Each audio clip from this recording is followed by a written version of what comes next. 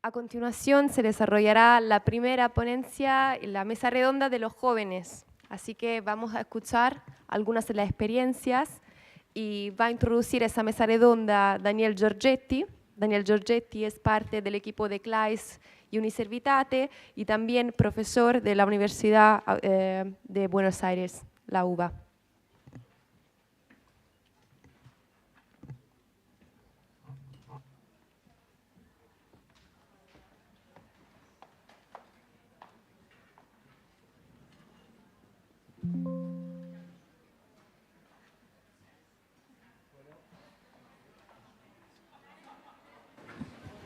Hola, hola.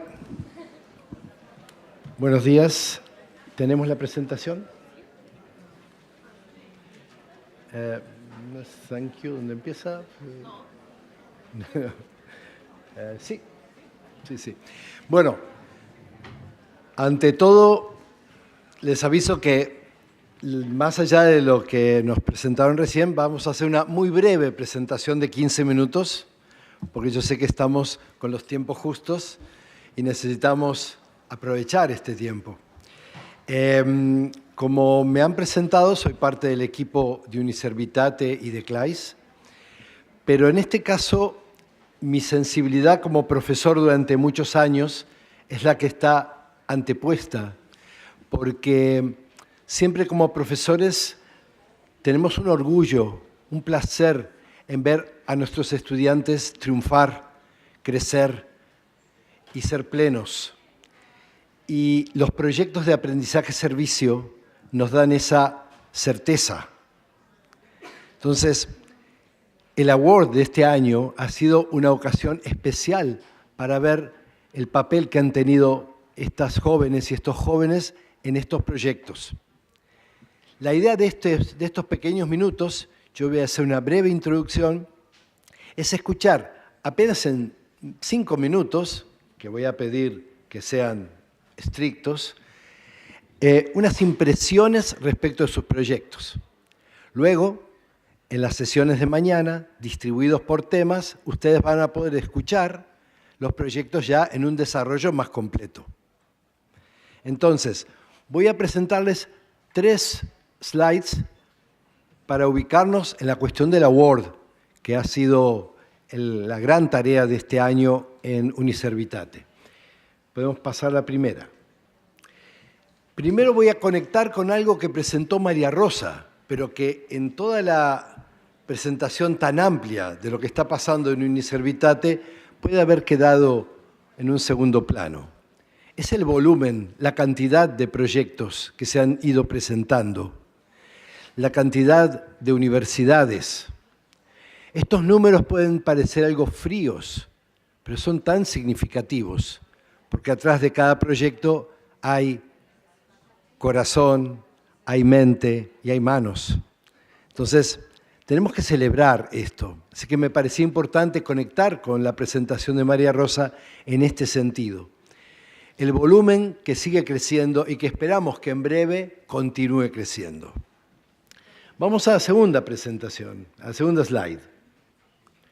Estos son los objetivos. Estos ustedes lo pueden leer con más detenimiento en la página y seguramente no vale la pena que yo los lea uno por uno como están en el PowerPoint.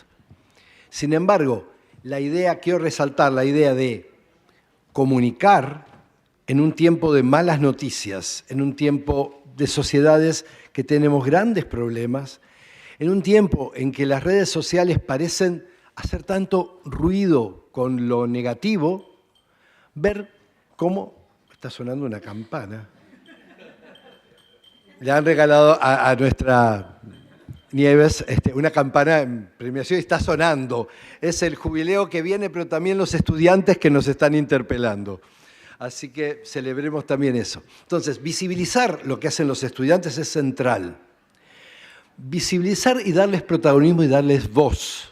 Entonces, la intención en este simposio es que en ciertos momentos todo el grupo pueda conocer los rostros de quienes representan estos proyectos y que han sido premiados. Entonces, ahora vamos a tener una ocasión de escuchar brevemente dos de estos proyectos que, como ustedes han visto en el programa, para este momento son el proyecto también mencionado por Nieves, del programa de aplicación profesional del Instituto Tecnológico y de Estudios Superiores de Occidente de la Universidad Jesuita de Guadalajara, en México, que va a estar expresado por Elías Hernández. Y luego vamos a escuchar también una primera impresión de la experiencia del Care Elder Full Project, lo tengo aquí en inglés, así que la traducción me parece que tendrá que ser al revés, que trabaja con personas mayores de la Universidad Católica Portuguesa en Braga, Regional Center, en Portugal. Y este va a estar expresado, va a estar comentado por Tatiana Ferreira. ¿Es así? Bien, y vamos a la tercera diapositiva y ya los escuchamos, porque como les decía, esto tiene que ser muy breve. Aquí hay algunas cuestiones que nos interesa puntualizar. Por un lado, estos temas son centrales. Ustedes ya saben, como quienes están experimentando, promoviendo, desarrollando proyectos de aprendizaje-servicio, que además de un servicio académico un aprendizaje académico de calidad, es imprescindible un servicio social efectivo, articulado con partners, con socios y socias comunitarias, pero que es central el protagonismo de los estudiantes. Entonces, poco menos que podemos hacerles un gran espacio aquí, porque esto es parte esencial de los proyectos de aprendizaje y servicio. Están aquí, y es importante que estén aquí, y no son un agregado, no son un barniz, son esenciales. Vuelvo a decir lo que decía al presentarme, como profesor a mí me enorgullece, y estoy seguro que quienes aquí están acompañando a estos jóvenes les sucede lo mismo. Entonces, en este simposio es importante que los escuchemos, es importante que los encontremos en los espacios de café y podamos preguntarles también por su experiencia, porque vienen aquí a compartir eso, no solo entre otros estudiantes, sino con todas y todos nosotros. Y por último, me parece importante destacar, siempre hablamos que los jóvenes son el futuro. Estos jóvenes son el presente, son las cosas que están sucediendo en nuestras comunidades. Son en tiempos difíciles quienes nos dan esperanza. Y este compromiso es el que tenemos que multiplicar. Por eso celebramos este award, celebramos el compromiso de tantas personas en cada nodo, en todos los continentes, en tiempos de guerra y en tiempos de paz, en tiempos de sociedades difíciles, en tiempos de superficialidad, porque aquí advertimos un orgullo como docentes de lo que está sucediendo hoy. Así que vamos a darle la palabra, que nos compartan brevemente algo de sus experiencias y luego tendrán ocasión, como decíamos, de escuchar estos proyectos con más detenimiento en las sesiones del día de mañana. Empezamos por Elías. Claro. Hola, hola. Bien, yo soy Elías, gracias por la introducción. Vengo de la Universidad Jesuita de Guadalajara, en México, y les quiero compartir brevemente cómo ha sido toda esta experiencia y este proyecto, porque todo esto comenzó con una pequeña comunidad pesquera en un muy pequeño pueblo de Tala, de Jalisco, de México. Esta comunidad, su economía, su trabajo, su fuente de alimentos, su fuente de diversión y básicamente todo sale del lago que tienen al lado. Hace casi 10 años, una industria derramó melaza, que es un fluido viscoso que sale de la caña en ese lago, y provocó un ecocidio total. Mató a todos los peces y la comunidad fue en picada total. Este proyecto nació con esa comunidad buscando ayuda. Fueron al ITESO, a nuestra universidad, y nosotros, en cuanto llegaron, comenzamos a ver qué podíamos hacer.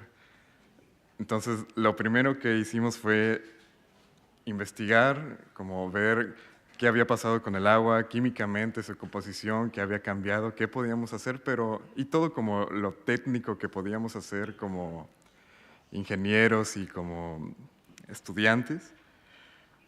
Pero no solo eso, sino también fuimos a aprender de ellos. Nadie le puede decir cómo plantar a un campesino, menos un ingeniero, lo va a dejar en ridículo. Pero un ingeniero agrónomo sí le puede decir cómo vender mejor su producto o cómo comercializar mejor. Eso fue lo que fuimos a hacer. Nosotros fuimos a seguir aprendiendo de ellos. Y no solo eso, sino que a la par que íbamos experimentando todas estas situaciones, íbamos dándonos cuenta de que esto es algo que nosotros como creyentes, es algo que hasta Dios nos pide que hagamos. Les voy a leer un versículo que dice, en Colosenses 3, 23, 24, dice, y todo lo que hagáis, hacedlo de corazón como para el Señor, y no para los hombres, sabiendo que del Señor recibiréis la recompensa de la herencia, porque a Cristo servís. Todo esto lo hacíamos, claro, por ver una sonrisa en la cara de las personas, por ver cómo iba creciendo otra vez su economía, como ver cómo iba progresando otra vez esta comunidad, pero también porque es algo que Dios quiere para nosotros. Y no es algo como que sea una orden o algo que queramos. Tenemos como el placer de poder decir que muchos de nosotros tenemos grandes amigos en la comunidad. Y es muy placentero ver cómo va avanzando y cómo es un esfuerzo mutuo, tanto de la universidad, de estudiantes, como de la misma comunidad. Nuestro propósito es que sea autosuficiente. Y todo esto se nota en tanto la comunidad al ver cómo ha cambiado, cómo están más felices, cómo hay más producto, más eficiencia, y también en nosotros en ver cómo nos sentimos útiles. Vemos cómo podemos aplicar todo lo que hemos aprendido y ponerlo al servicio de la comunidad. Muchas gracias.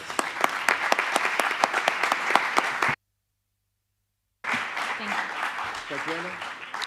Olá a todos, meu nome é Tatiana Ferreira, tenho 22 anos e sou da Universidade Católica de Portugal, de Braga. En el último año de mi licenciatura en Trabajo Social, tive la oportunidad de participar en el proyecto Cerco de Idosos. Fue una experiencia que nos permitió cambiar nuestra idea de lo que es trabajar con personas mayores y vulnerables.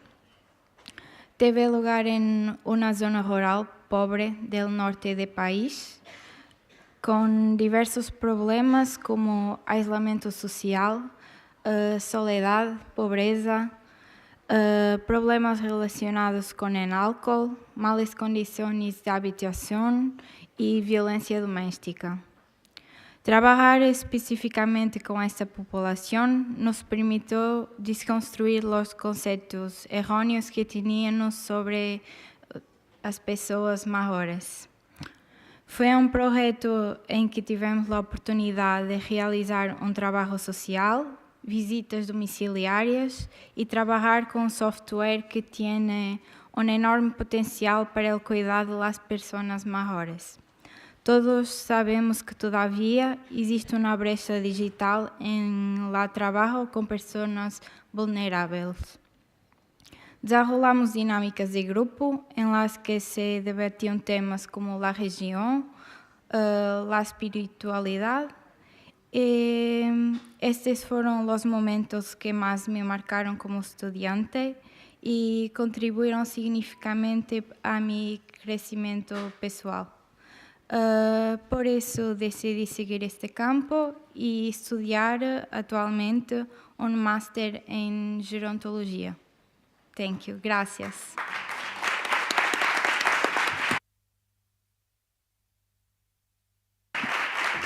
Bueno, ustedes van a tener ocasión de escuchar más tarde, hoy mismo, y en 2 momentos del día de mañana, también pequeñas presentaciones del resto de los proyectos premiados.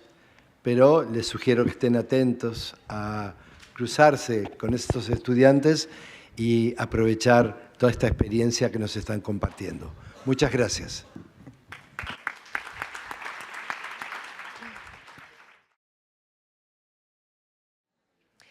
Vamos a dar comienzo ahora al plenario Institucionalización del aprendizaje, servicio, proceso y modelos.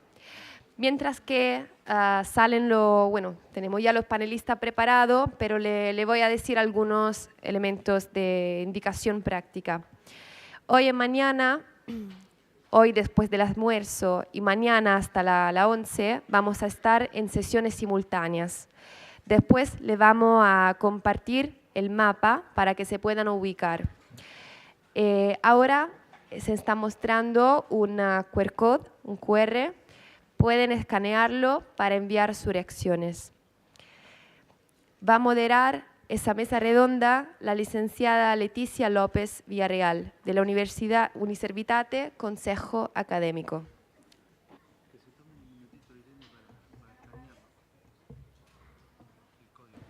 Buenas tardes, ahí está. Bueno, buenas tardes. El día de hoy vamos a empezar el panel de institucionalización en el aprendizaje y servicio, procesos y modelos. Bueno, vamos a seguir reflexionando acerca de cómo transformar la universidad desde adentro, recordando que la institucionalización del aprendizaje y servicio es este compromiso institucional que generalmente las universidades tenemos, y eso se da cuando una pedagogía como esta es permanente, es esperada, es valorada y legítima por parte de las autoridades, pero también no solamente se desarrollan proyectos por parte de los docentes, sino que, como ya hemos dialogado o nos han compartido anteriormente, está integrada en las políticas y las normativas y en el modelo educativo propio de la universidad. El día de hoy vamos a conocer algunos modelos, algunos ejemplos, procesos y trayectorias de cómo el aprendizaje y servicio se ha institucionalizado en algunas universidades que tenemos aquí al frente, ahora presentes. Yo voy a presentar primero una biografía de quien va a presentar el caso de su universidad. Posteriormente va a tener 10 minutos para presentar y así vamos a ir recorriendo cada uno de los modelos que el día de hoy vamos a reflexionar. Y bueno, nada más recordar también que el poder de la educación es tan importante porque a través de la educación podemos generar reflexiones, que estas reflexiones generan a su vez narrativas y las narrativas nos llevan a comportamientos y esos comportamientos transforman la realidad.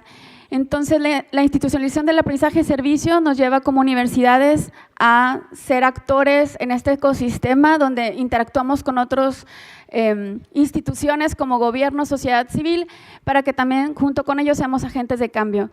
Entonces, pues bueno, vamos a empezar primero con Anthony Casamento. Él es reverendo y es vicepresidente de la Universidad Católica Australiana, cargo que ocupa desde agosto del 2017. El padre Anthony es miembro de la Congregación de San Miguel Arcángel, que forma parte de la amplia familia salesiana.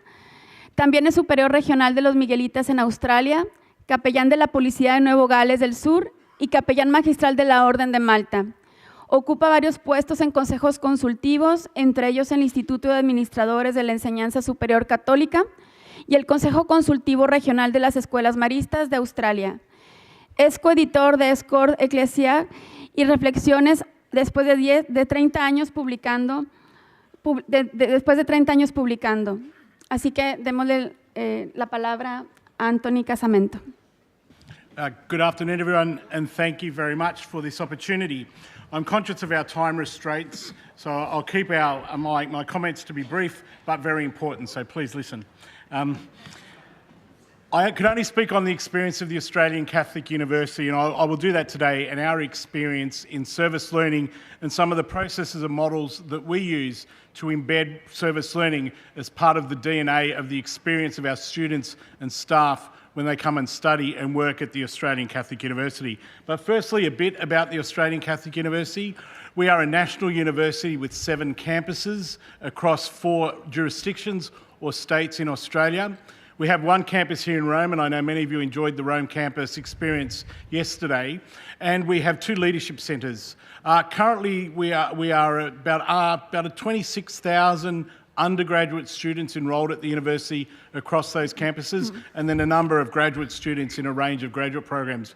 We are a university that is funded by the Australian government, so we're not a private university, we're publicly funded, but we are publicly funded to be a Catholic university, which is a unique experience, I think, amongst Catholic universities around the world. The university has a core curriculum, which is where a lot of our service learning takes place. So all undergraduate students are required to undertake 3 core curriculum units.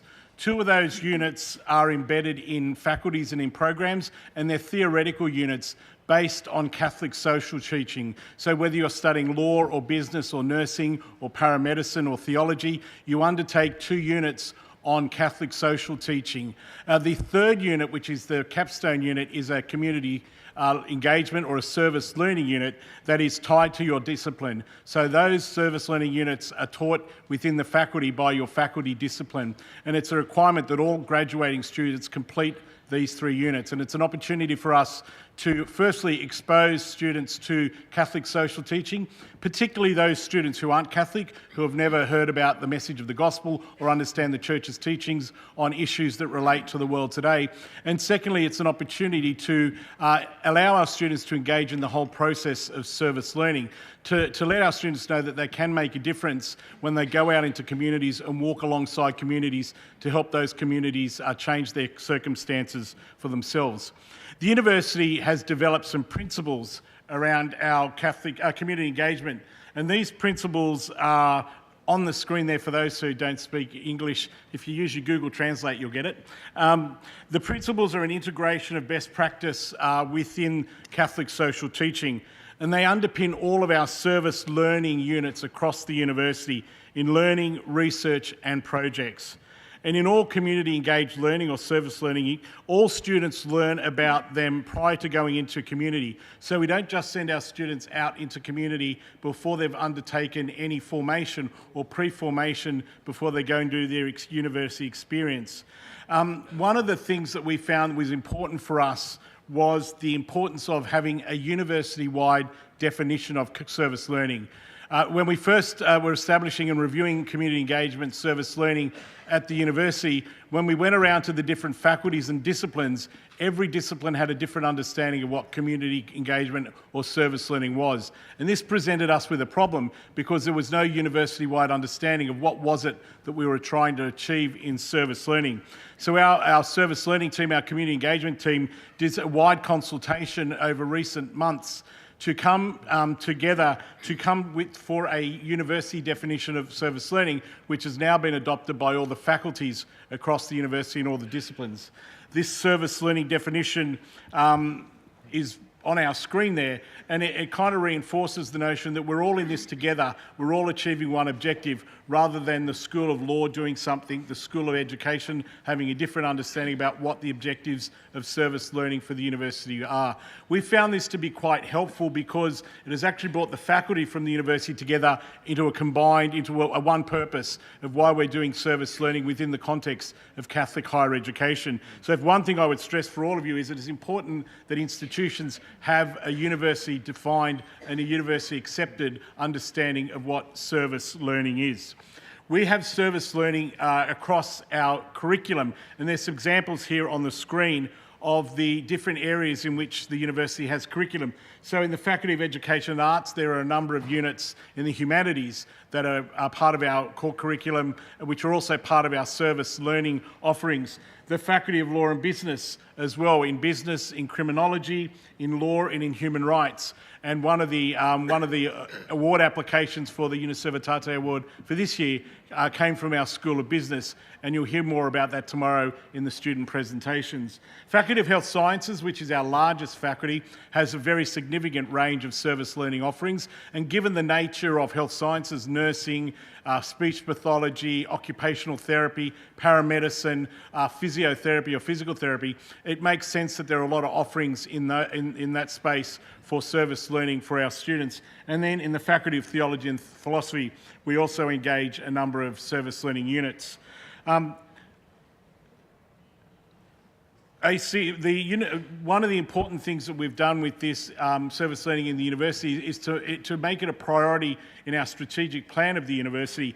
And the result of that has been that we've been selective and we've been engaged with global enterprises or global institutions or global groups that engage in service learning, such as Uniservitate. We've been very excited and proud to be a critical member of the Uniservitate team. But we've also, last year, were awarded Carnegie classification for our service learning offering at the university. Carnegie classification is a US-based classification system around quality and benchmarking in service learning across institutes of higher learning. And Australian Catholic University was only one of 2 universities outside the United States that was awarded Carnegie classification, and the only Catholic university outside the United States that was awarded Carnegie classification. So we're very proud of the work of our team across all our faculty, our staff, both in the faculties and in our service learning unit, to achieve that Carnegie classification. And we look forward to building on that classification over the coming years for when we next get reclassified. ACU's approach to service learning has been institutionalised in 4 primary areas. One example of how we've approached this area is by increasing the quality of community-engaged learning in our curriculum. And it's been very important for us to work with our provost and the provost team and our Centre for Education and Innovation to work out ways in which we can embed service learning across the curriculum that is both meaning for our students but impactful as well for their educational opportunities. It was the first time, one of the other things that we did to ensure that we could do this was we held late last year our first ever review of service learning units across the university. One of the things we found across the university was there are multiple service learning units, but they weren't all of the same quality. They didn't all have the same objectives, they weren't all of the same standard. So we approached the president of our academic senate, our academic board that oversees the university's academic quality internally, and he chaired a review of all service learning units across the university, and they came up with a number of recommendations for schools, disciplines and faculties on how to benchmark and improve the service learning unit quality within the university so that we can ensure that whether you're in discipline A or discipline B, you get the same experience and the same learning outcomes and the same positive experience of service learning as part of your degree. That was quite a challenge because, as we know, disciplines are protective of what they teach and protective of how they undertake their teaching. So one of the positives for us was because we'd identified this as an institutional priority, the faculties and the discipline and the professors and the professional staff came on board with the university in order to achieve an outcome where we have a standardised quality and benchmark internally with the university about for our service learning units. If I go to the next slide, because I'm conscious of time, one of the other things that we've instituted, and this was an idea that came up from our service learning team, was the establishment within the university of a community of practice. So what that means is that every 4 to 6 weeks, faculty and professional staff engaged in service learning units across the university come together for a time where they talk about best practice in offering service learning units. They learn from each other, they share their challenges, they also share new techniques and opportunities to ensure that we're maintaining a level of professional development for our staff across the university. This has been quite a positive and impactful approach for the university. When we talked about this amongst the leadership team in my portfolio, we're a little bit reluctant about whether faculties and particularly academic staff would get on board with this because there usually is a hesitancy. I know how to teach my subject area, I know what I'm doing, but it's really been positive. There's been a real positive embracing of this community of practice across the university for the service learning units, and we look forward to growing this community of practice as more and more staff hear about the benefits of being part of this small but important group who work towards quality assurance and quality offerings for our students in the service learning space. I do want to end my presentation with a short video, so we might go to that video now, which highlights some of the works that we do at the university in service learning.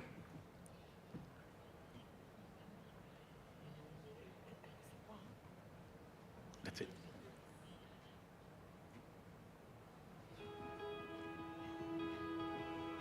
I wanted to study at the Australian Catholic University. Out of any other institution that I was able to study at, the whole mission of serving the common good, making a serious, significant impact within my local community was something that really drives me. I feel that we are obliged as a Catholic institution, one that puts our mission foremost in much of our identity.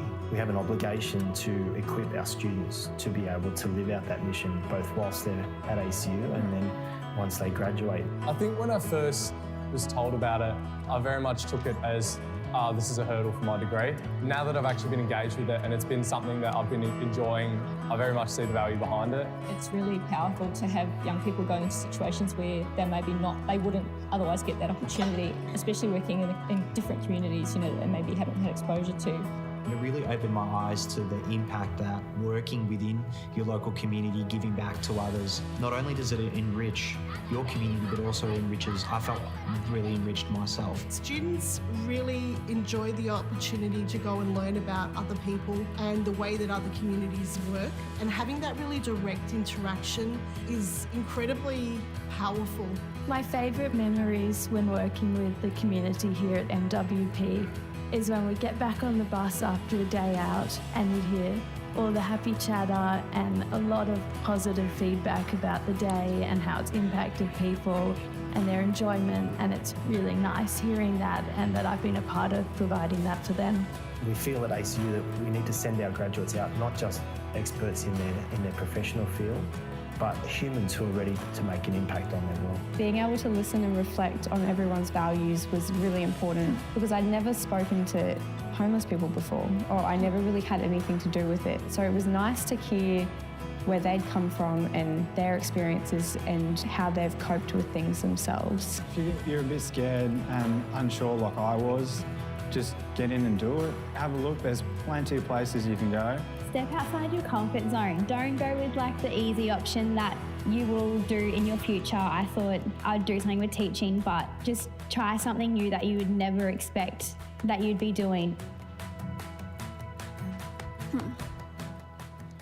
Thank you very much. Grazie mille. Muchas gracias, Anthony. Y bueno, para poder, quisiera resaltar algo. Este es un gran ejemplo de transversalidad disciplinar en el tema de la institucionalización del aprendizaje en el servicio, y quisiera resaltar nada más 3 puntos. El primero, que para que esto suceda y se mantenga en el tiempo, la importancia de que exista una definición homogénea para todas las facultades, generar, como segundo punto, generar comunicación entre las facultades, es decir, intercambio, diálogo entre los docentes a nivel interdisciplinar, y tercero, la formación constante y continua y sensibilización de los docentes. Así que muchas gracias por este aprendizaje y este gran ejemplo. Ahora le voy a dar la palabra a Patrick Mwania. Él es religioso sacerdote de la Congregación de los Padres del Espíritu Santo. Actualmente es vicerrector de la Universidad de Tangaza. Es licenciado en Teología Sistemática y doctor en Teología, con especialización en Teología de la Misión por Philosophie Theologische Hochschule de San Agustín, en Alemania. Titular de un máster en Estudios Africanos por la Universidad de Paul, en Minnesota, Estados Unidos.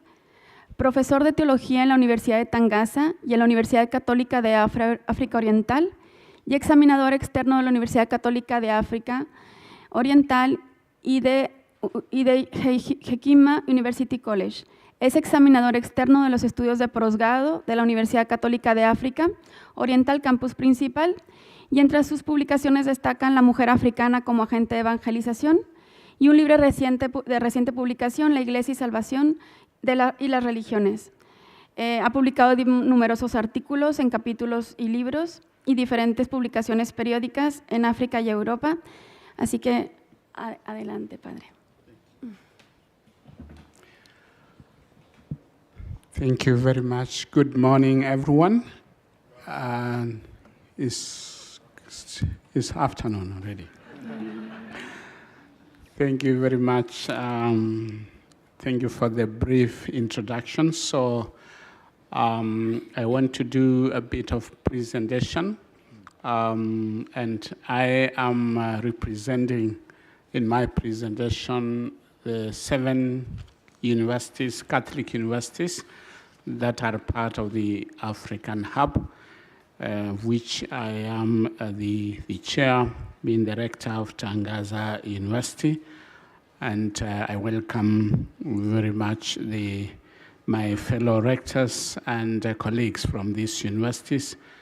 And we want to respond to what service learning is all about and what we are doing about service learning in our institutions. We are very much aligned to the mission of Uniservitate, which is to embed service learning in our institutions, in our curriculum, so that we make sure that there is a great integration between the theory that we give in class and the praxis out there, and we are able to impact the society through what we do.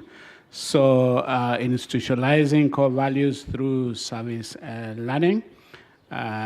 Service learning has had, of course, the potential to reshape educational frameworks in our respective universities.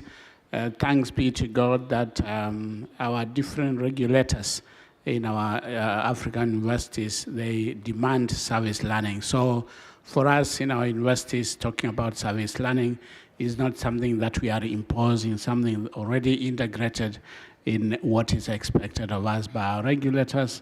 We integrate values into practice, ensuring that students do not only learn, but they also are able to engage compassionately.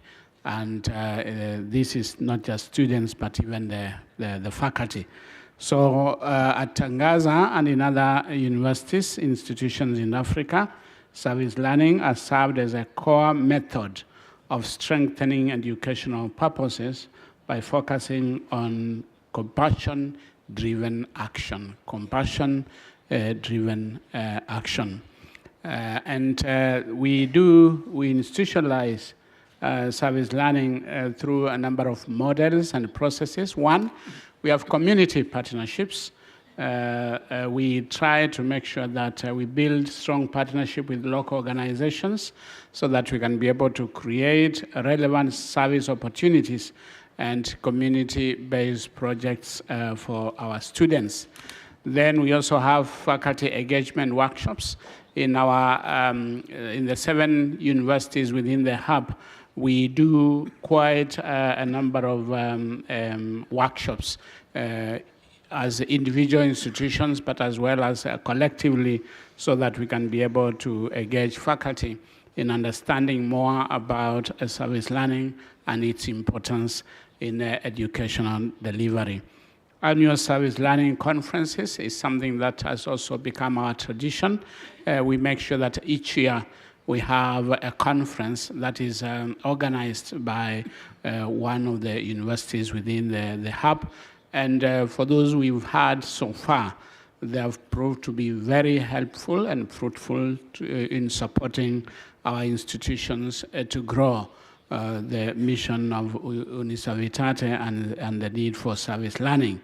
Also, online learning forums and webinars, we have quite a number of them. We organize them on a monthly basis, and we make sure that participants, both students and faculty from across the universities take part, so that there is a lot of learning and a lot of learning and engagement that happens through these webinars and forums.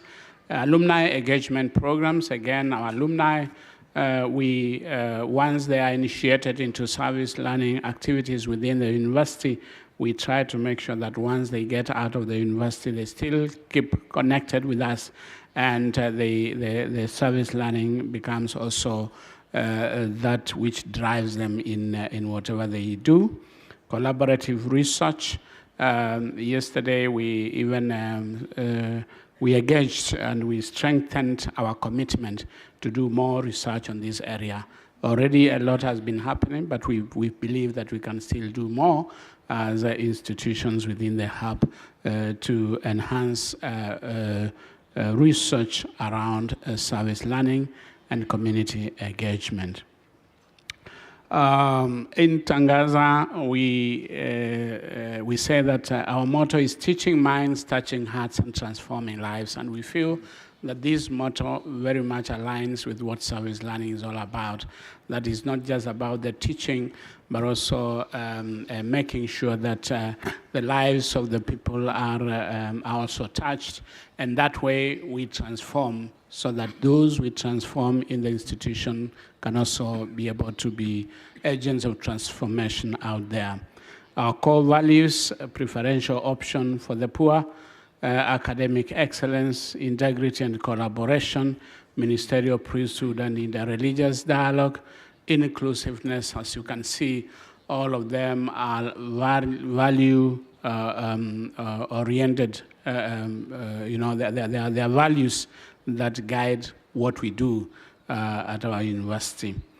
We are happy that in recognition of the big contribution we make and the impact we make to the society, 2 of our universities were chartered just this year. The University of Kisubi in Uganda and Tangaza University on the 2nd of May.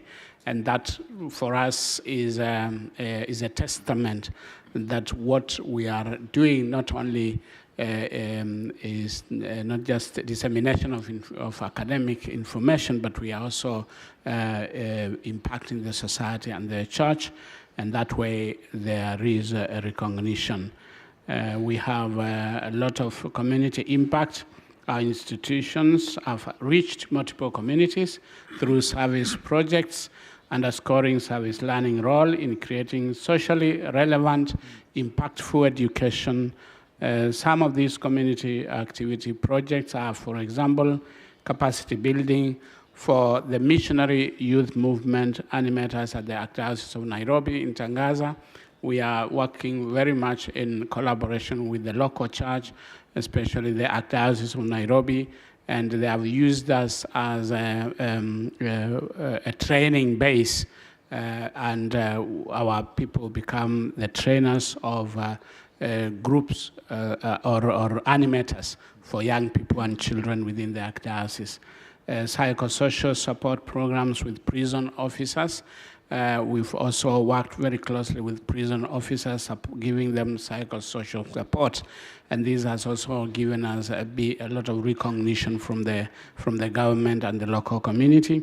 Digital innovative skills at the refugee camps, Lenten campaign outreach programs in some of the parishes within the Archdiocese of Nairobi, service learning green tree campaign in Uganda, clean village initiative that happened in Cameroon through our sister university. All these are different initiatives that we know that they have impacted the community and they will continue to impact the community. And this is for us service learning becoming a reality within our localities. Expected outcomes and vision, what we think as a hub. We continue to institutionalize and embed the core values as tools to fulfill the mission of integral education, continue to create agents of social change aligned with Catholic social teachings. We also believe in ongoing transformational impact, sustainable integration of service learning within curricula. That is what all our universities are doing. Tangaza, we are already at a very advanced stage in terms of this curricula, but we are also supporting the other universities within the hub to make sure that we have a curricula developed just to support the embedding of service learning. We want to empower students for personal growth, experiential learning, and active citizenship. Future vision, we continue to build an empowered network of educators, advancing service learning excellence in Africa, fostering long-term partnership for educational and community transformation. This within our universities of the hub, but also even outside. We believe in what Pope Francis says, that education should combine the mind, heart, and hands. It should instill harmony between learning, feeling, and service. And that's why in Tangaza, we say we teach minds, we touch hearts, and we transform lives. Thank you.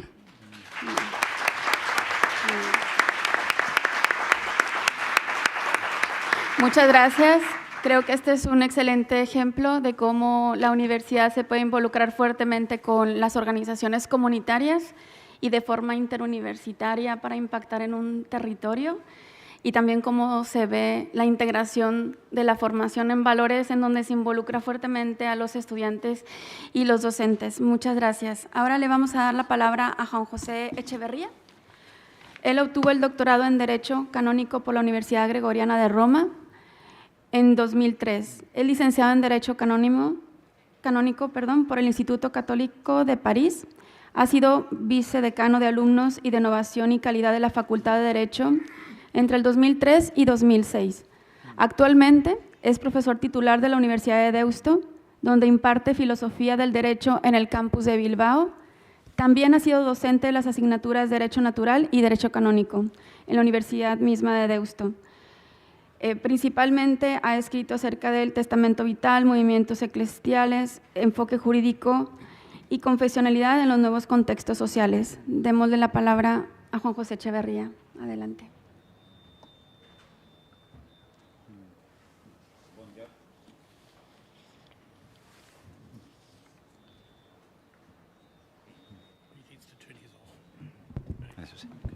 Buongiorno, good afternoon, buenos días. Yeah, it's okay.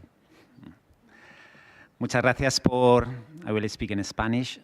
Muchas gracias por la invitación a participar en esta mesa redonda para compartir algo de la experiencia de la Universidad de Deusto en torno al tema de la institucionalización en aprendizaje y servicio, con lo que tiene que ver con procesos y modelos, ¿no? Y me gustaría empezar con una diapositiva preguntándome por qué hoy la Universidad de Deusto, bueno, pues ha apostado por el aprendizaje y servicio, ¿no? Creo que hay como 4 elementos que definen esa apuesta clara de los últimos años. Por un lado, es una universidad y una comunidad universitaria implicada en esa formación que decimos integral de todas las personas. Segundo, tenemos también un alumnado, lógicamente, que nos pide experiencias de contacto directo con la realidad y, bueno, eso muy vinculado también a la práctica profesional. La espiritualidad nos marca, lógicamente, no solo una espiritualidad general, sino también dentro de la universidad una espiritualidad ignaciana, que nos hace trabajar sobre ese sentir para transformar. Y, por último, también somos una universidad, como bien saben, católica. ¿De dónde venimos? ¿De dónde venimos, ¿no? Con esta imagen que nos decían que es muy importante, ¿no? Siempre deseamos en la universidad tener esa mirada amplia y tener ese corazón grande. Ojalá que eso fuera algo transversal siempre en toda la universidad, en todos los ámbitos, ¿no? En ese donde venimos, la experiencia del aprendizaje-servicio, aunque parece que es reciente, comenzó ya hace unos años, allá por el año 2002-2003, con asignaturas que tenían que ver con esto del aprendizaje-servicio, fundamentalmente en psicología, más tarde en pedagogía y también educación social, ¿no? Y todo eso se ha ido extendiendo a las diferentes asignaturas, diferentes formaciones en valores, la formación humana en valores, y bueno, también en todo lo curricular y lo extracurricular, ¿no? Y por eso, desde ahí surge, necesitamos que esto se institucionalice. ¿Qué ocurre? Pues yo creo que tenemos una suerte inmensa en un momento determinado, y es que surgen como 3 proyectos que nos ayudan a esa institucionalización. Por una parte está el proyecto La institucionalización del aprendizaje y servicio en las universidades de la red UNIGES, Universidades Jesuitas en España, apoyada por Porticus. Tenemos el proyecto Uniservitate, lógicamente, que nos anima también en todo ello. Y luego el mismo proyecto de institucionalización en la universidad. Insisto, 3 proyectos que nos animan, que nos empujan y que nos alientan a seguir trabajando en todo ello. ¿Cuál ha sido un poquito la hoja de ruta? Yo creo que lo primero que nos ha llevado en todo esto es tener, como siempre, un diagnóstico, un mapeo de todas las experiencias que están llevando a cabo, con las buenas prácticas, viendo los docentes, asignaturas, titulaciones que hay. Un segundo paso que fue muy importante y no nada fácil a veces es definir qué es el APS, nos decían antes, ¿no? Y socializarlo también en la comunidad universitaria. Tercer ámbito también necesario, y la investigación, ¿qué? Esto no es solo de prácticas, no es solo de docencia. ¿Qué hacemos en la investigación, en la reflexión, en el entorno también de la espiritualidad, ¿no? Nos llevó también a un cuarto elemento que fue, vamos a formar internamente a los docentes, con seminarios presenciales, virtuales, tanto genéricos como por disciplinas y temas. Esto, evidentemente, y es un quinto elemento, nos lleva a decir, bueno, y con nuestros socios comunitarios, ¿cómo trabajamos, ¿no? Nosotros, me parece que en la universidad tenemos, como muchas universidades, muchas relaciones con muchas instituciones de todo tipo. Bueno, pues con todas las colaboraciones que tenemos, viendo lo que se trabaja dentro de lo interno de la universidad, pues intentamos ver los procesos que hay. Y, lógicamente, un elemento fundamental, que ya nos lo decían antes, la oficina técnica, que apoye esto, que haya un reconocimiento de estudiantes, de convenios. Esas fueron las líneas de acción. ¿Cuál es el diagnóstico que acabamos de hacer? Recientemente hemos hecho un diagnóstico de todo esto, porque bueno, las palabras pueden ser muy bonitas. Y luego, ¿qué pasa con esas palabras? En este diagnóstico que hemos hecho, lógicamente, nos hemos basado en las 5 dimensiones de Foucault, Andrew Foucault, que bueno, pues están ahí recogidas y que os las voy narrando un poquito. La primera dimensión, que es la filosofía y la misión del aprendizaje y servicio, ¿no? Yo creo que todas las personas que hemos consultado, porque se ha hecho una consulta bastante amplia en la universidad, nos dicen, bueno, creo que hay una definición clara de lo que es APS, que es sólida, que es constructiva y que recoge fundamentalmente lo que son los elementos esenciales de esa metodología. Bueno, la crítica, como siempre, que yo creo que es importante, nos dicen, bueno, no es una definición que es reconocida universalmente por la universidad y aceptada por todos, no porque no se quiera, insisto, sino porque no la conocen fundamentalmente. Mucha gente todavía en la universidad no tiene conocimiento a esta, porque cuando lo ven, dicen, esto tiene que ver con lo que es la universidad y con lo que es una universidad jesuita, comprometida, competente, consciente y compasiva. Y bueno, también diría que en este punto aparece con mucha fuerza, ¿no?, que esta definición se alinea con la Universidad de Deusto por tratarse, bueno, pues de una universidad, como decía al principio, que busca esa formación integral y ese servicio a los demás. La segunda dimensión, que tiene que ver con la implicación y apoyo del profesorado en el APS, bueno, aparece también que el profesorado percibe muy claramente que esta metodología pues es positiva tanto para el estudiantado como para todo el profesorado y todas las personas implicadas, porque yo creo que esto no solo afecta al profesorado, sino que afecta a todo el personal. Y bueno, también se dice, ¿no?, esto a veces supone un esfuerzo adicional y demanda también, insisten muchos, el apoyo institucional claro para que esto se lleve a cabo, ¿no? Si vamos a una dimensión tercera, en la dimensión tercera está el apoyo e implicación del alumnado en el APS, ¿no?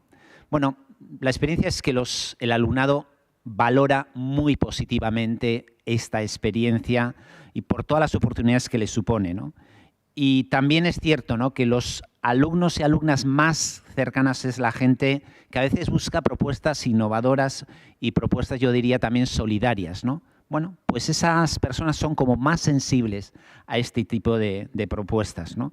Bueno, con lo que tiene que ver de contenido social, con lo que tiene que ver de prácticas, de experiencias. Y bueno, pues también ellos dicen, bueno, de vez en cuando, claro, esto supone mayor implicación, significa mayor capacidad de adaptación, esfuerzo. Bueno, pues creo que también es positivo. Cuarto elemento, la dimensión cuarta, es cuál es la participación y la asociación de los socios comunitarios. Bueno, como decía, en esto tenemos una gran suerte, una gran ventaja de tener una gran red de socios y los socios comunitarios también valoran positivamente esta colaboración y más allá incluso diría del aprendizaje y servicio, ¿no? Bueno, pues ahí seguramente tenemos que ir coordinando más, hay muchos convenios que se establecen con las diferentes instancias y bueno, pues ojalá eso vaya avanzando poco a poco. Y la última dimensión, la quinta, es cuál es el apoyo institucional al aprendizaje y servicio, ¿no? Bueno, como decía, creo que está claramente alineado con lo que es la misión de la Universidad de Deusto y con su plan estratégico, lo que ha definido el plan estratégico, ¿no?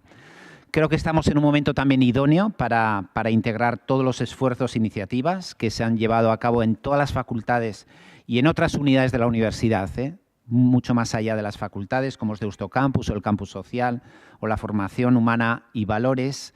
Y bueno, pues seguramente tenemos que ir regulando mucho más todo ello y gestionando, pues bueno, todos los socios que están en ello. Y termino. ¿Cuáles son las líneas de acción prioritarias? Recojo algo que decían aquí anteriormente. La primera, bueno, pues lógicamente yo soy jurista, a mí siempre me sale el marco legal. Bueno, pues hay que establecer ciertamente el marco legal que ampare las prácticas en aprendizaje y servicio, con lo que supone de convenios, de seguros, de regulación de derechos y patentes. Segundo, creo que es fundamental, si queremos empujar esto, que haya una oficina técnica, que haya una unidad que tire de ello, que suponga apoyar a los profesores y en todas las cuestiones académicas, administrativas y que esté en relación con todos los socios comunitarios. Tercero, seguir con la formación, tanto de manera abierta en el catálogo de formación interna como llevando otro tipo de formaciones. Buscar, y esto siempre es lo complicado, lo difícil y donde se nos exige a todas las instancias, el reconocimiento, no sé si, bueno, puede ser con certificados, con sellos, la promoción, lo económico. Bueno, claro, nosotros la dirección dice, bueno, esto de lo económico siempre nos toca.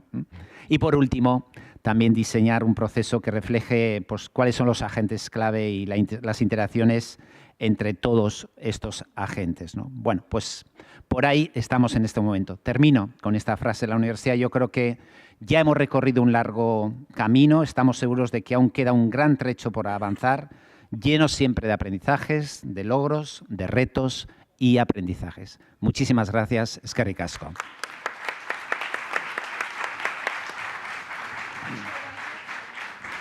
Muchas gracias, Juan José. Creo que este es un gran ejemplo de que la institucionalización del aprendizaje en el servicio no es un proyecto, sino que es un proceso que no termina, sino que está en constante evolución, y la importancia de la escucha para que este proceso siga creciendo y se sigan mejorando lo que se tenga que mejorar al interior de la universidad para mantener esta pedagogía que refleja un compromiso social por parte de nuestras universidades. Bueno, pues ahora le voy a dar la palabra a Jay Brandenberger. ¿Lo dije bien? Sí. Ay, perdón. Ah, sí, es que lo tenía aquí y ya me lo cambiaron. Sí, es verdad. Buenas tardes, Jay. Él es profesor del Instituto de Asuntos Sociales y catedrático concurrente de Psicología de la Universidad de Notre Dame. Tiene un doctorado en Psicología Educativa y del Desarrollo por parte de la Universidad de Pittsburgh. En el instituto dirige iniciativas de investigación que examinan los resultados del desarrollo y las mejores prácticas asociadas a las iniciativas de aprendizaje comprometido. Imparte cursos interdisciplinares sobre cuestiones sociales y justicia. Recibió el premio Frank O'Malley de Notre Dame a la enseñanza universitaria. También es miembro del Instituto de Iniciativas Educativas y ha sido director del compromiso comunitario académico en la oficina del Rector. Antes de trabajar en Notre Dame, cofundó la escuela Guadalupe-Aztlán en Texas, y sus intereses de investigación incluyen la cognición social, la teoría, desarrollo moral y el cambio social. Ha colaborado en iniciativas nacionales de investigación que examinan los medios para mejorar la responsabilidad social en las universidades. Démosle la bienvenida y la palabra a Jay. Adelante. Thank you. It is so good to be here. So many thanks to Uniservitate. I've told my family I'm with my people. So good to have the dialogues with all of you. I'm here to talk about the University of Notre Dame efforts to institutionalize academic community engagement and service learning. And I will draw from this chapter, which I wrote for the publication that Nieves mentioned. And I took the words from those pages and put them into a data system and looked at the frequency of the words showing up. And this is the visual of that. And in some other writings, I've talked about how humans can flourish and what is necessary as a psychologist. And I've argued, of course, back to Aristotle, that we need a social purpose as humans to flourish. And I would also argue that universities need a social purpose to flourish. And I think this visual captures that from this document, Social Engagement of the University. And there's many other things, faculty and students, and all the strategies that we use. So Notre Dame is a national research university in the US, founded in 1842. We have about 13,000 students. A delegation from Notre Dame met with Pope Francis in February. Not surprising, he argued that we should follow the three languages of education: head, heart, and hands. And in particular, he noted that the hands of service represent the goal of Catholic education, and that they teach mutual coexistence, fraternity, and solidarity, and peace. So now we ask, as many of you are asking, how do we live up to that kind of call? So we go back at Notre Dame, and we have a long story here, and it's a fortunate one. Our founder from France, even though we're called the Fighting Irish, I'm not sure about that, suggested that Notre Dame in 1842 would be a powerful means for doing good in the country. And the congregation that founded our university suggested these kind of priorities: crossing boundaries, being citizens of society as well as of heaven, integrating mind at heart, and the courage to see and the courage to act. So we later developed this mission statement about 25 years ago, and it's still active, and I point to it all the time on campus, that our graduates should develop a disciplined sensibility to poverty, injustice, and oppression. Disciplined sensibility, that's an interesting phrase. And a concern for the common good as learning becomes service to justice, another phrase I like to point to. So we've evolved over time with some key actors and some processes and strategies, and maybe that's where many of us are, like what works and what have you tried and what doesn't work and so on. So I'll share some of our story. But before that, I'll note that we use a variety of terms. Certainly we use service learning, and with Nieves' help, we use solidarity service learning, which really resonates, but many other terms that you see here. And I would just point out that spirituality is both a prompting for that sort of work, or the work of engagement, and also a potential outcome. And that's a question for our research. Excuse me. Going back in time, Father Hesburgh, one of our earlier presidents, served for 35 years and fostered the creation of many initiatives to unite the intellectual and the moral at Notre Dame, to be a crossroads for that sort of thinking. Subsequent presidents did similar work. I will mention Father Hesburgh opened the Center for Social Concerns, where I work. Father Malloy was a student under Father Hesburgh and really participated in service learning back in the 1960s. He served in Peru and Mexico, and he argued later that he took back new questions to his classroom experience that were about inequality and social awareness, things he hadn't thought of before, which is certainly what we hope for in service learning. This center was founded in 1983. We used back then the term service/learning. It's before the literature on that in the field. We were a hub for social action and so on. We reported since the beginning to the Office of the Provost.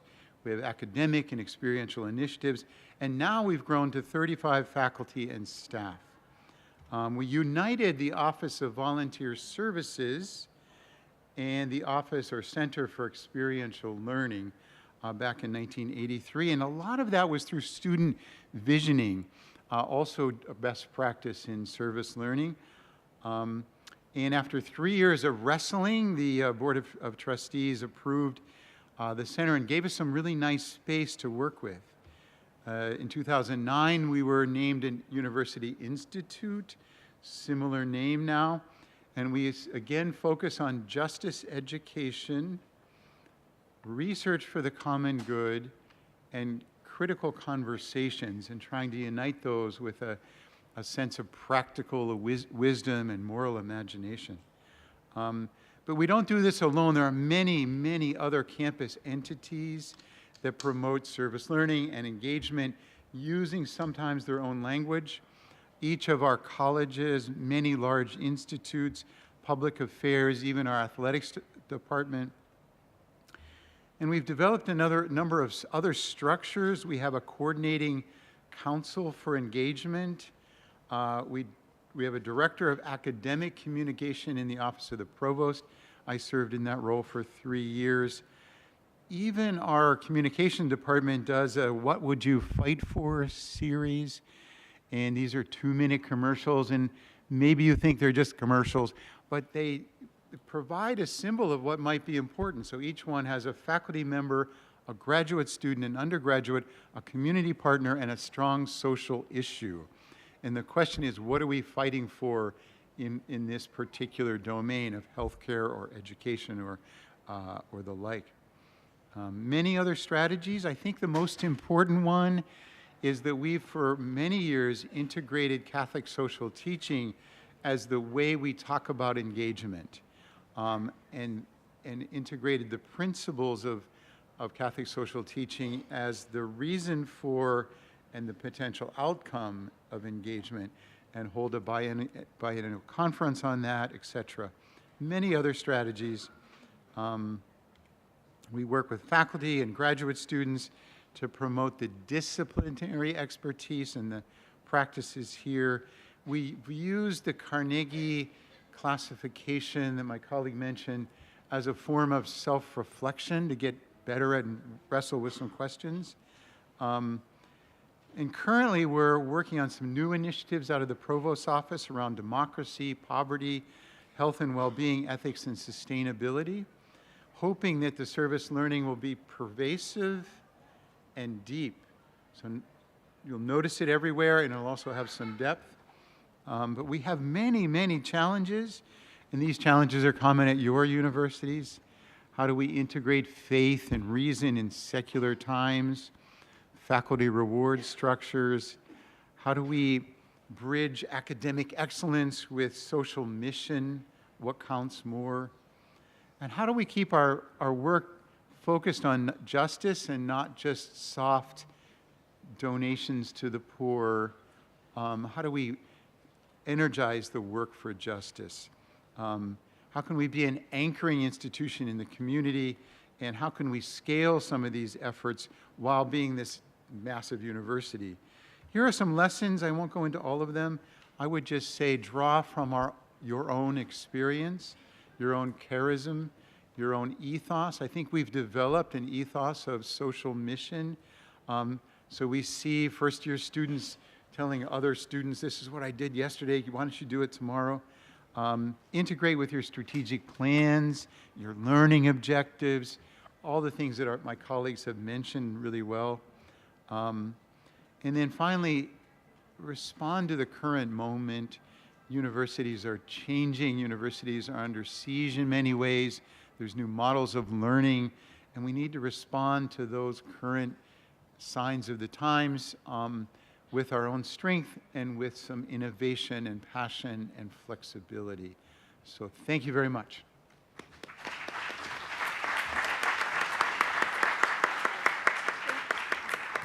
Gracias, Jay. Y bueno, creo que este es un gran ejemplo de cómo la investigación también colabora a que podamos evolucionar en el proceso interno de nuestras universidades para institucionalizar el aprendizaje en el servicio. Y bueno, pues para cerrar, nada más quiero como recordarnos que los modelos disruptivos que nos proponen algunos autores para transformar la realidad, ya no funciona que estemos operando cada quien en nuestras universidades y generando reflexiones solamente al interior, como es la invitación de este Symposium, que es muy valioso, pero como lo que estamos haciendo aquí, cómo podemos dialogar y dialogar y dialogar y analizar diferentes modelos, aprendizajes, buenas prácticas, para que desarrollemos capacidades colectivas. Lo que nos invitan ahora es desarrollar capacidades colectivas para que realmente en un diálogo con los diferentes, es decir, con otros sectores como el gobierno, la sociedad civil, la iglesia, juntos desarrollamos un mismo lenguaje, una misma mirada a favor del bien común y la justicia social y realmente podamos incidir y generar transformaciones profundas en los territorios donde operamos. Y bueno, quisiera, además de agradecer a cada uno de nuestros panelistas, terminar con una frase del Papa Francisco que a mí me encanta y apasiona y que quisiera que nos lleváramos para terminar este espacio, que dice así: quien quiera vivir con dignidad y con plenitud no tiene otro camino más que reconocer al otro y buscar su bien. Que sigamos en este camino reconociéndonos y haciendo juntos el bien por este planeta, por esta tierra, por nuestros países, nuestras ciudades y nuestras familias. Que tengan buena tarde. Gracias.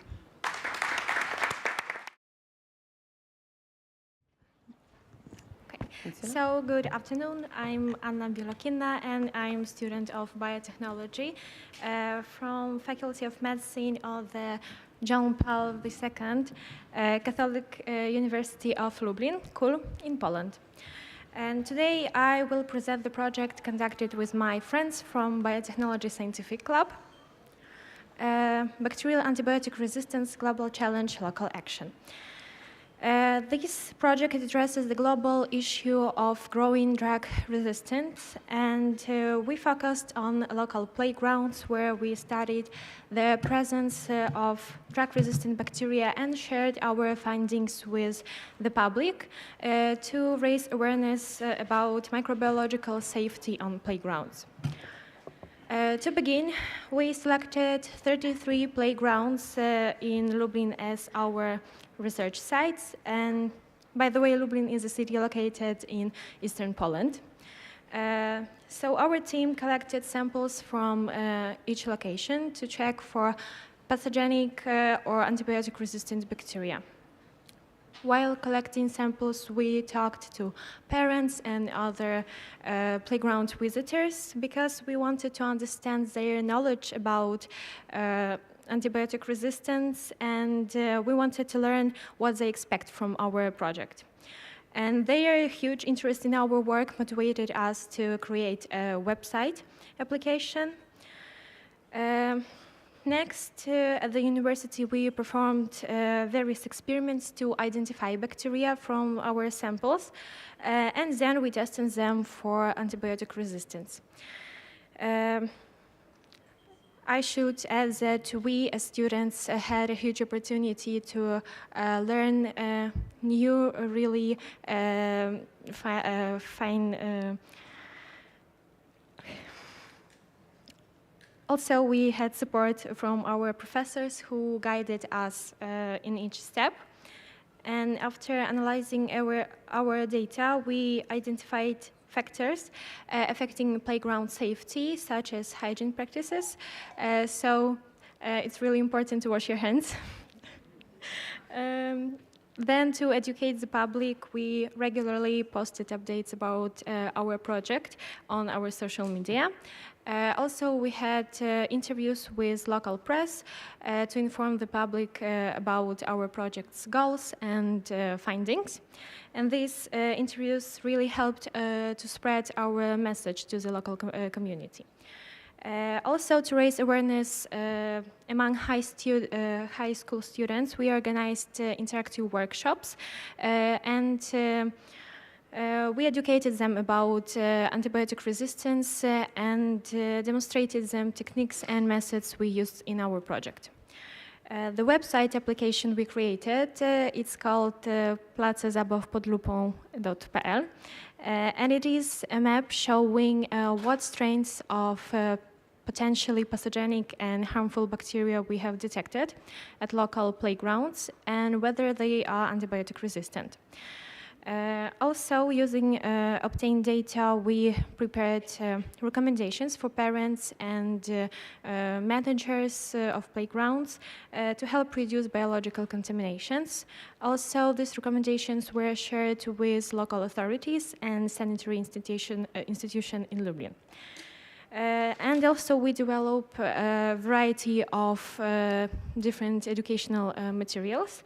These materials explain the risk associated with the presence of antibiotic-resistant bacteria on playgrounds. And of course, these materials are available for download on our website. And finally, throughout the project, we engaged in regular reflection sessions to discuss our successes and our progress.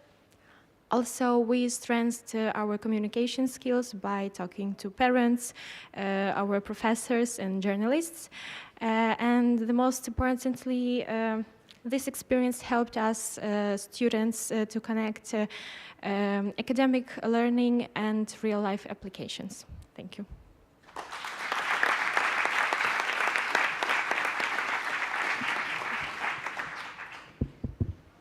Thank you very much for this presentation. I switch in English because you're speaking English, maybe all the table. So the second experience in this case came from University, Tangaza University in Kenya. And the service learning project is in a psychological field. Please. Thank you very much. My name is Caroline Okumu.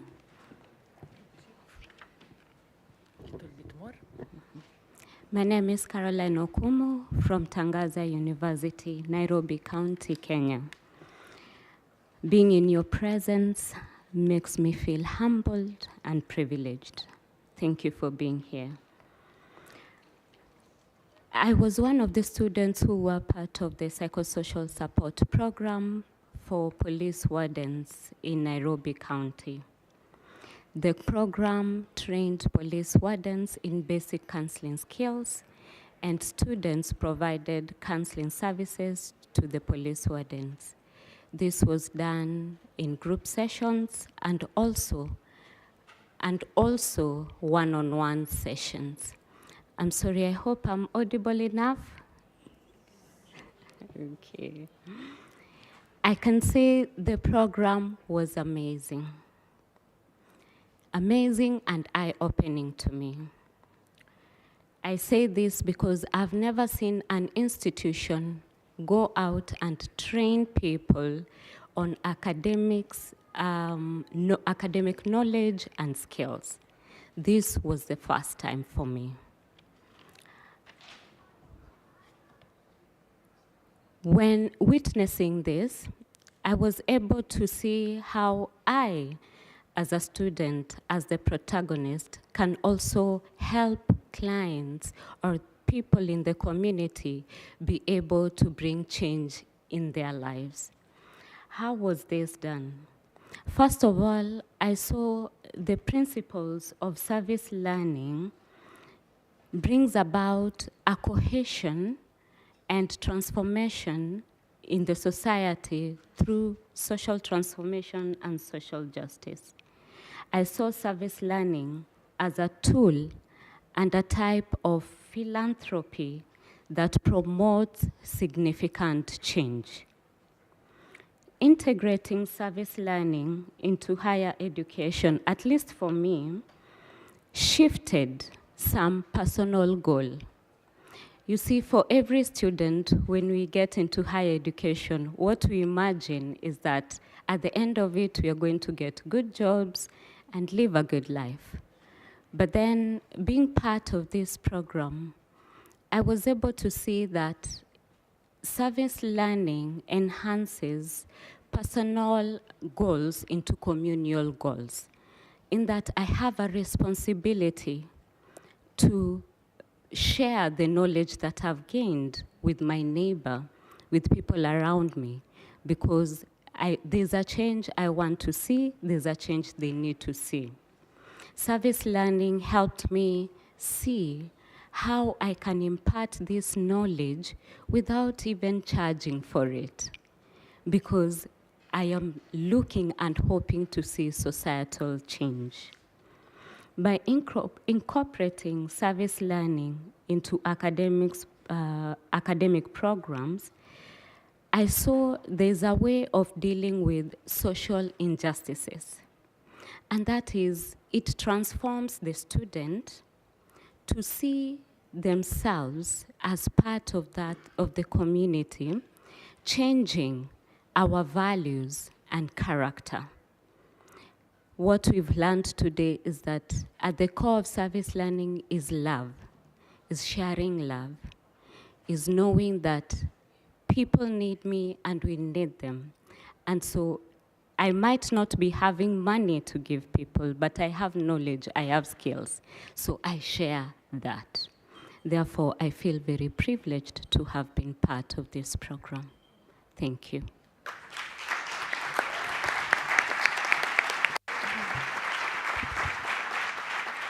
Thank you very much for this powerful presentation, both of you.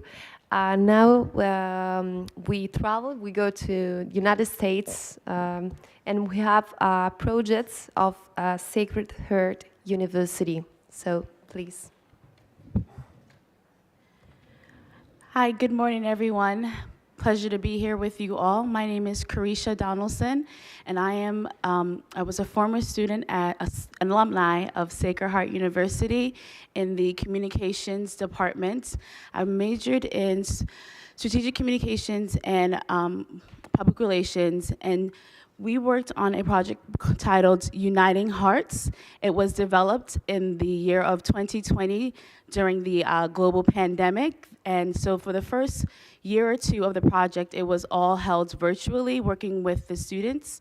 We had the graduate students of the communications department partnering with the undergrad students in the communication department to get together to work on a service learning project that would focus on various topics throughout the years to come. Every semester there is a different topic, and in the year of the 2020, the topic was focused on activism and allyship and bringing together the community of the local Sacred Heart University as well as the local Fairfield community that the university was located in.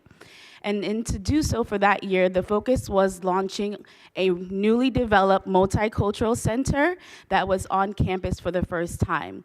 And so what we wanted to do was to kind of garnish this type of activism and support for this newly launched multicultural center. And so as a graduate student, it was my job to partner with the undergrad students to create all of the events on and off campus.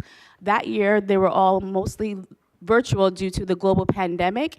So we were creating events that were engaging in the sense of garnishing activism and garnishing support for allyship on the campus.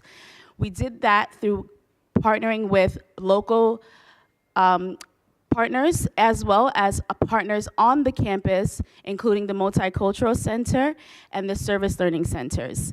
And we organized multiple events virtually as well as on campus to kind of educate everyone on how to become better allies and partners. And one thing that we really realized is that when you get together, unite hearts under something, a common purpose and a common goal, you can make a greater impact for the local community as well as for your own personal life.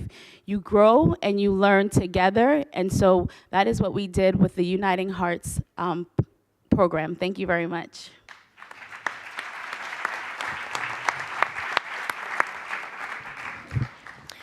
Pasamos ahora a la última presentación. He cambiado de idioma para ser más inclusiva. Entonces, tenemos ahora una experiencia de la Universidad Javeriana en Colombia, la Pontificia Universidad. En este caso, la experiencia de aprendizaje servicio, el proyecto se llama Revelando Realidades, la exclusión silenciada de la comunidad afrodescendiente en Tierra Bomba. Muchas gracias. Buenas tardes, mi nombre es Gabriela Duarte.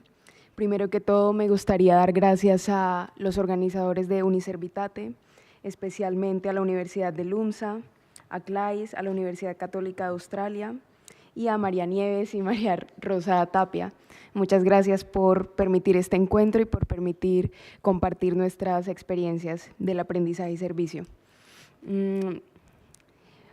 Bueno, el proyecto Revelando Realidades, la exclusión silenciada y de la comunidad afrodescendiente de Tierra Bomba en Cartagena, se trabaja en una clase en el marco de la Facultad de Arquitectura y Diseño de la Pontificia Universidad Javeriana, junto con el PEI, el Programa de Experiencias Internacionales de la Universidad, en donde viajamos cada semestre. La universidad está ubicada, no sé si conocen Colombia, pero la universidad está en la capital de Colombia, en Bogotá, y nuestra comunidad con la que trabajamos es en Tierra Bomba, está al sur de Cartagena de Indias, y está ubicada aproximadamente 1000 kilómetros desde Bogotá.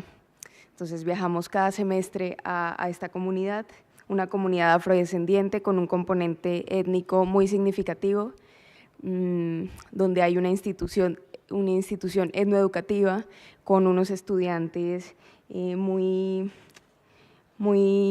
alegres, muy colaborativos, siempre nos reciben muy bien cuando llegamos a la comunidad, y el proyecto trata sobre todo de visibilizar esta exclusión y el abandono sistemático que ha tenido esta comunidad a lo largo de los años.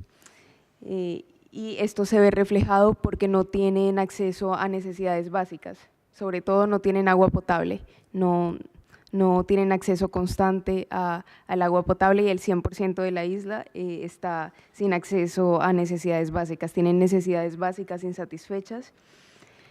Entonces el proyecto aborda sobre todo la visibilización de esta situación y también mejorar su calidad de vida a través de promover las soluciones sostenibles con la comunidad.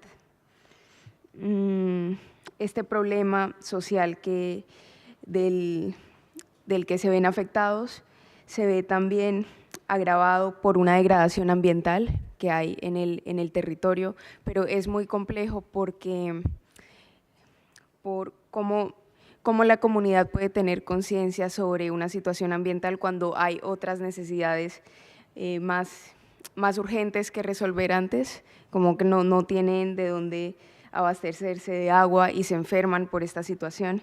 Entonces hay que tratar primero muchos temas anteriores que llevan a una solución mucho más integral. Y trabajamos a través de una metodología de intervención comunitaria que consiste en el escuchar a la comunidad. Entonces, ir a visitas a la isla de Tierra Bomba, hacer encuestas, realizar entrevistas, hacer talleres con los niños de la institución etnoeducativa y sobre todo mantener esta interacción comunitaria y fortalecer estos lazos de mantenernos conectados siempre con la comunidad a pesar de la distancia tan grande que hay entre nuestro campus y la isla. Y nuestras actividades de aprendizaje y servicio tratan sobre capacitación, charlas en torno a la construcción de sistemas de sostenibilidad, capacitar a la comunidad en prácticas socioambientalmente sostenibles. Por ejemplo, la construcción de un baño seco, llevamos un prototipo de cómo construir un baño seco que tiene 3 características importantes, y es que no requiere agua, puede usarse como un manejo de residuos circular y es perfecto para áreas rurales y alejadas de las zonas urbanas. También hacemos talleres, workshops, sobre la restauración de infraestructura, ya que entre los problemas ambientales que tiene la isla es la erosión costera. Entonces muchas casas se derrumban y hacemos talleres sobre cómo hacer restauraciones en madera, cómo poder hacer estas técnicas de restauración de casas en madera. Y ya más en el ámbito personal y como grupo, este proyecto ha sido muy significativo, sobre todo para poner en práctica nuestras actividades de servicio, poner en práctica nuestro conocimiento, nuestras habilidades para servir y valorar mucho el servicio, y esto es muy importante como un acto de amor y un acto de darle valor a un propósito, un acto de amar a la comunidad, es enamorarnos de la comunidad. En cada visita que tenemos volvemos y nos enamoramos de la comunidad, y es muy significativo cada vez que volvemos, porque no es algo que para, sino es algo que siempre continúa, y es una conexión constante que no se corta a pesar de la distancia. Es una comunidad muy alegre, es resiliente y sobre todo tiene mucho potencial. Dentro de las entrevistas preguntamos mucho y es si abandonarían su isla, si se irían a la ciudad de Cartagena, que es la ciudad que les queda más cercana, y ellos siempre nos responden que no, que ellos quieren mejorar su isla, ellos aman su territorio y no quieren irse, ellos quieren trabajar por mejorarlo. Y ha sido muy significativo aplicar el valor de la solidaridad, pero no solo verlo como algo material, que al final lo material se va, con el tiempo se puede desvanecer, pero sobre todo la solidaridad implica amor, implica compasión, respeto, escucha, un aprendizaje mutuo, como escuchamos a la comunidad, aprendemos de ellos, una generosidad y un compromiso por no abandonar el proyecto, por mantener una continuidad, porque no es el resultado, sino es más el proceso del proyecto, es el proceso lo que puede llegar a transformar este entorno. Y el valor de este aprendizaje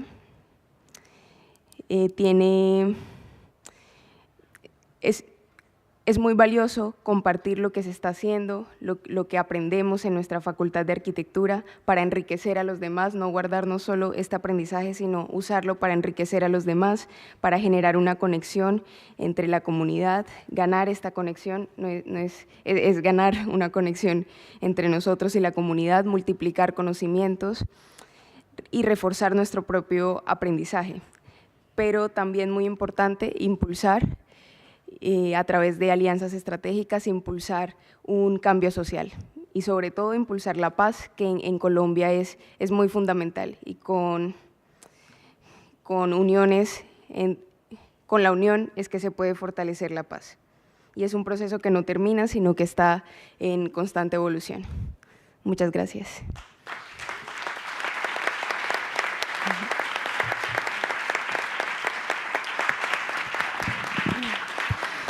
Muchísimas gracias a todas por esta presentación. Escuchar su voz es, verdad, la cosa creo más importante, porque toda esa red existe por ese motivo, ¿no? Por empujar a ese tipo de cambio. Entonces, un nuevo aplauso a las panelistas de esta mañana. Muchas gracias.